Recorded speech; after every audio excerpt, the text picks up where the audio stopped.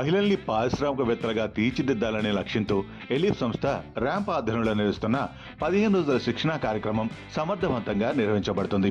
8వ రోజు టెక్స్టైల్ రంగంలో నిపుణురాలైన లావణ్య గారు పాల్గొన్నారు. బ్లౌజ్కి మీరు డాట్స్ వేస్తున్నప్పుడు అడిషనల్గా 1.5 ఇంచ్ కావాలనుకో, బ్యాక్ పీస్లో నడుము చుట్టుకొలతా బై 4 ప్లస్ 1 ఇంచ్ డాట్ తీస్తే 1 ఇంచ్ యాడ్ చేస్తున్నారా లేదా? మరి ఇక్కడ యాడ్ చేయొద్దా మనం కదా? సో 1 ఇంచ్ వెనకాల ప్లీట్కి ముందు ప్లీట్కి వెనకాల డాట్కి అడిషనల్గా కావాలి మనకి, కాబట్టి ఆ అడిషనల్ మెజర్మెంట్ మనం తీసుకుంటాం. అర్థమైందా? ఎందుకు కలిపాం? బై 4 + 2 లూజ్కి కలిపాము, ప్లీట్కి డాట్కి ఏదైతే ఇవ్వాలో దానికి కూడా అడిషనల్ క్లాత్ కావాలి. మీరు ఫోల్డ్ చేసి కుట్టిన తర్వాత ఆ క్లాత్ లోపలికి వెళ్ళిపోతుంది కదా, సో ఆ లోపలికి వెళ్ళిపోయిన క్లాత్ తగ్గకూడదు. మనం కుట్టిన తర్వాత మళ్ళీ చుట్టుకొలత మనకి నడుము ఎంత ఉందో దానికి కొంచెం లూజింగ్ యాడ్ చేసుకుని మెజర్మెంట్ రావాలి.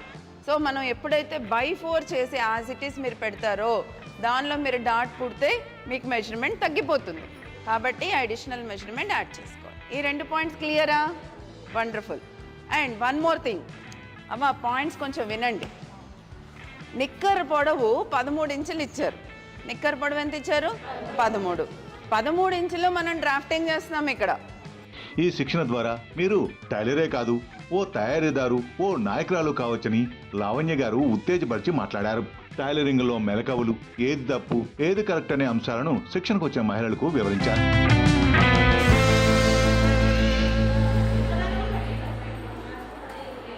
ఇక్కడ ఒక 1 ఇంచ్, ఇక్కడ 1 ఇంచ్ కుచ్చు కావాలా? మళ్ళీ ఫ్రంట్ దానికి ఒక ప్లీట్ ఇస్తారు.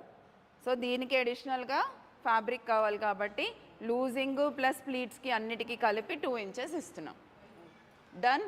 అంటే టోటల్గా ఎన్ని ఇంచెస్ పెరిగాయి మనకి? 4 లేయర్స్ మీద 2 ఇంచెస్ తప్పున యాడ్ చేస్తే టోటల్గా ఎంత పెరిగింది? 8 ఇంచెస్ పెరిగింది. ఓకే. నేను గతంలో అయితే 2000 సంవత్సరంలో నేను ఇంట్లో నుంచి బయటికి వెళ్ళేదాన్ని కాదు. ప్రజెంట్ ఉన్న ఇప్పుడు సిచ్యువేషన్లో నేను అయితే నా కుటుంబానికి నెలకి ఆదాయం 1,50,000 రూపాయల ఆదాయం వస్తుంది. ఏ విధంగా అని చెప్పడానికి చూసుకుంటే, నేను మ్యానుఫ్యాక్చరింగ్ అనేది అల్యూమినియం అనేది ఒక చిన్న సంస్థలాగా ఏర్పాటు చేసుకోవడం జరిగింది ఆస్క్ అనే గ్రూప్ నుంచి.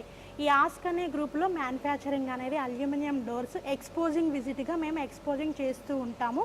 అవసరం ఉన్న వాళ్ళకి ఆర్డర్స్ తీసుకొని ఇప్పుడు మేము ఒక 12 మంది పార్ట్నర్షిప్లతో పాటు ఈ 250 మంది మెంబర్స్కి మేము జాబ్స్ కల్పించే సిచ్యువేషన్లో ఉన్నాను.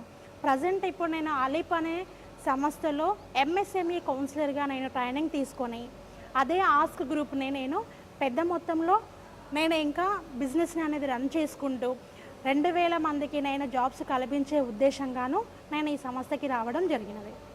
అందరికీ నమస్కారం. నా పేరు మౌనిక, మాది కరీంనగర్ డిస్టిక్, జమ్మికుంట మండల్. నేను చాలా కష్టపడ్డాను. మా SHG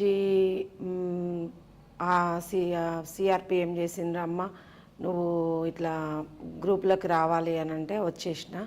వచ్చిన తర్వాత నాకు చాలా విషయాలు తెలిసినాయి. అంతకుముందు నేను ఇంట్లో నుండి బయటకు వచ్చేదాన్ని కాదు. నాన్న సింగరేణి జాబ్ చేస్తాడు. మేన వాళ్ళని చెప్పేసి ఇచ్చేసిండు అక్క కొడుకు అని పల్లెటూరికి. చాలా కష్టాలు పడ్డా, చాలా ఇబ్బందులు పడ్డా. ఈ గ్రూప్లోకి వచ్చిన తర్వాత నాకు చిన్నగా శారీ బిజినెస్ పెట్టుకోవాలన్న ఆలోచన వచ్చింది. నేను ఇంట్లోనే శారీ బిజినెస్ చేసుకున్నాను. చేసి ఆ శారీ బిజినెస్ తోటి గ్రూపులో వెళ్ళకుండా నేను పట్టణ సమైక్యలో కూడా పనిచేశాను 2 సంవత్సరాలు. అందులో కూడా అక్కడ నుండి CRP నాకు అవకాశం వచ్చింది. వచ్చిన తర్వాత నేను ఇంటర్వ్యూకి వచ్చి సెలెక్ట్ అయ్యాను. ఇక్కడికి వచ్చిన తర్వాత రమాదేవి మేడం గారి సపోర్ట్ వల్ల ఇక్కడికి వచ్చిన తర్వాత చాలా విషయాలు తెలిసాయి. నేను శారీ బిజినెస్ తోటి ఇంకా పెద్ద చాలా బిజినెస్లు పెట్టుకోవాలని చెప్పేసి నాకు ఆలోచన వచ్చింది. ట్రైనింగ్లో బిజినెస్ ఎలా చేయాలి, ఇంకా కొత్తగా స్పోకెన్ ఇంగ్లీష్ కూడా మాకు అవకాశం వచ్చింది. దానిలో కూడా మేము జాయిన్ అవుతున్నాము. స్పోకెన్ ఇంగ్లీష్లో కూడా జాయిన్ అవుదామని చెప్పేసి మేడం పేర్లు ఇవ్వడం కూడా జరిగింది. స్పోకెన్ ఇంగ్లీష్ కూడా ట్రైనింగ్కి వస్తాము. మేము కంపల్సరీ నేర్చుకుంటాము. రమాదేవి మేడం గారు ఆశించినట్టు మేము చాలా మందిని ఎంటర్ప్రైనర్గా తయారు చేస్తాం.